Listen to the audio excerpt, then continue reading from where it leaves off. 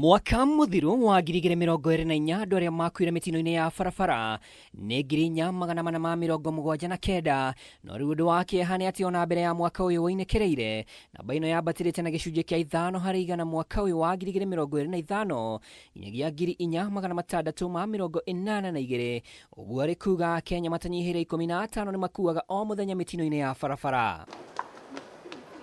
Ni KUMANA na namba ici cia gutua ndaru thirikari kugira ruhonge rwa watho, ruhonge rwa ugitiri wa thiini, ruhonge rwa kurana ungumania ACC na honge cia uigĩrĩrĩki barabara-inĩ cingĩrĩire ndeto ĩno na kuheana mawatho na mĩtaratara mĩerũ ũkui-inĩ wa barabara. We will deploy mobile courts using physical and electronic means as a deterrence and enforcement measure. Those who will require legal representation will be accorded an opportunity and encouraged to reach out to their advocates within a reasonable time.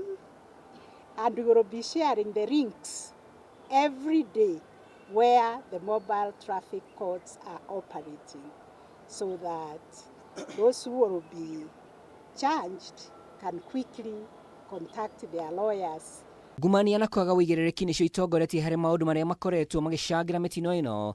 Mũcirithania Martha MEERU akĩũria Akenya ona matereba matikahake abithaa o wothe. We hope to sustain these engagements beyond even the festive season by working on legal, policy and administrative reforms that are necessary for effective administration of justice related to traffic offences.